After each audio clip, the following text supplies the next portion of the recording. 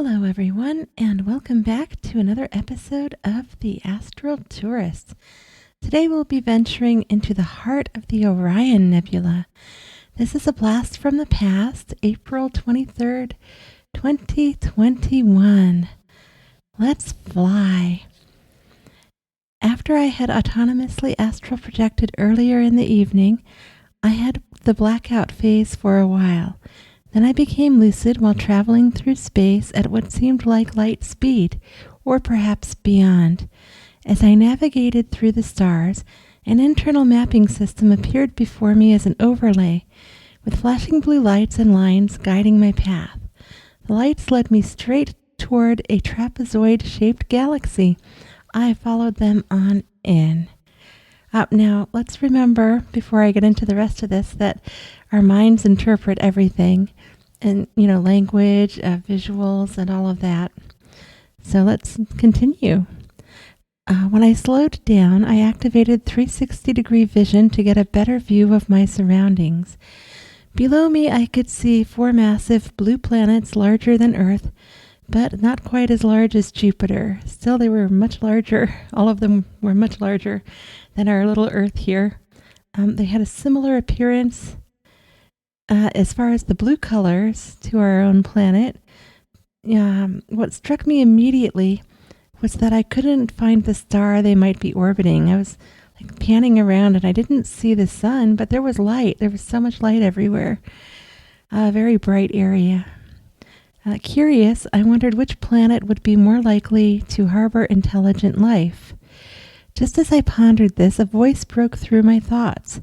Someone else in space let me know that they could hear me, and a 3D virtual reality room appeared in front of me and around me, surrounded me basically in space. I've had things like this happen once in a while when I'm in space sometimes as I'm entering into a new area. I'm not entirely sure, if it's just, there are certain beings protecting certain areas or guides for the areas in the astral, and it really makes me think, Matrix stuff again. We're in the Matrix. But anyway, it happens once in a while, so it's not the first time that's happened. It wasn't anyway. Inside this VR room, I was surrounded by books, all filled with panoramic scenes of various activities on the different worlds I was observing. I started flipping through the books, trying to piece together more information about these planets. And remember, these are so enormous. I'm looking at these planets going, wow, they're so big. And the man who seemed to be assisting me noticed I was having a hard time keeping track of it all. He told me we were in the trapezium cluster, which I had already kind of figured out based on the coordinates and everything, and asked what I was specifically looking for. I responded, intelligent life that I can communicate with. He pointed out the third Earth-like planet from the left, larger than Earth-like planet, let's remember, and helped me pinpoint it in the space surrounding us. He then led me to the book detailing that particular planet. Within the book, I saw a mountainous area located in the northern region of the planet. He specifically warned me to avoid the southern areas due to dangerous caverns, tunnels, and seismic activity. The mountainous region he highlighted was fairly small, something he compared in size to Guam relative to the entire planet. I marked it in my mind and prepared to make my way there. Once I had a clear understanding of where he was describing, the VR room faded, and I found myself back in space, staring down at the 4 blue worlds beneath me. I felt a sense of urgency to reach this particular planet before I lost track of his directions. I approached the planet from a northwestern high orbit, and sure enough, the mountainous region I had been shown appeared just as it had in that VR book.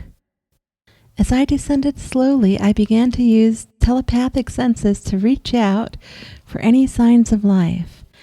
Then, as I approached in closer, a large canal of crystal clear water appeared. I saw a group of humanoid beings gathered along the banks, and I couldn't really make them out super well.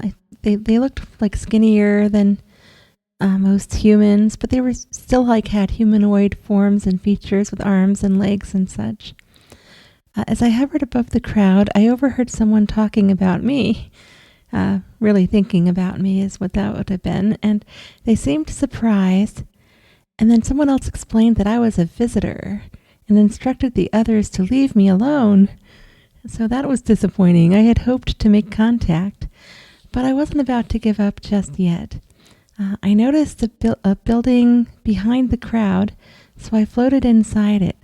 It was a quiet shop area with very few people. An older woman that felt like she was in her 60s or 70s was sitting by herself on a bench. I asked her the name of the planet, and she replied, Gletus 6. That's the closest my mind could translate, and I believe the Gletus had something to do with the amount of water on their world. They consider it a water world.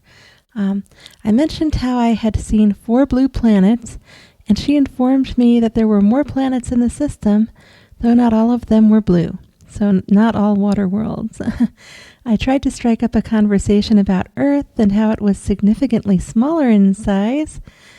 She seemed more curious about our long-range telescopes than anything.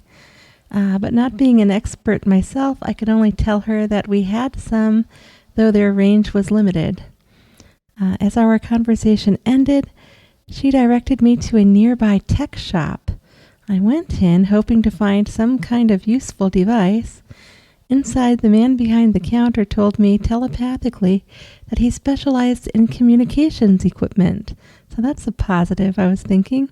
I asked him if he had anything capable of sending long-range messages, particularly in the astral plane.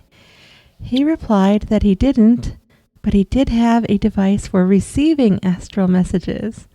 The device resembled a large record player, but instead of a record, it had a crank. So it resembled a record player, but there was no record inside it. There was just this crank. And he explained that if he knew when an astral message was coming in, he could crank the device to receive it. I found it amusing, almost like stepping into a futuristic version of Radio Shack. And remember, my mind just does my best. It's best to interpret things. So that's what I got from him. The crank probably represents the amount of effort he has to put into receiving information, is my guess. With that, I thanked him and went back outside. The crowd was still gathered by the canal. There were no boats or activities on the water. It was still, clean, and shimmering underneath the sunlight. Again, loads of light here, even though I couldn't pinpoint a sun. So I'm not sure where all the light came from. Maybe a distant sun that's super huge is my best guess. I floated there for a while, basking in the light, repeating the name Gletus 6 in my mind, so I would not forget it. After a while, I remembered mountains I had not looked at yet. I lifted myself into the air and saw a semicircular range of snow-capped peaks. So they get snow. As I flew toward them, I woke up and my journey came to an end. The next day, I did some research on the trapezium cluster. I stumbled upon a few articles and links, including one about free-floating planets in the Orion Nebula. The links helped me confirm that the area I had been exploring matched the real-world characteristics of the trapezium cluster, even though I could not find any direct evidence of planets exactly like the ones I saw in my experience. So I was in the right neighborhood, but I didn't get a total matchup while I was doing the research.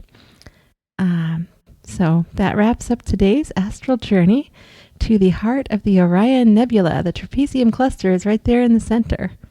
I hope you enjoyed traveling through the cosmos with me and discovering the wonders of deep space.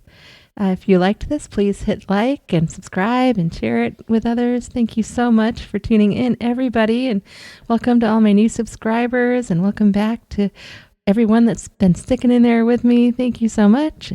Until next time, happy astral travels.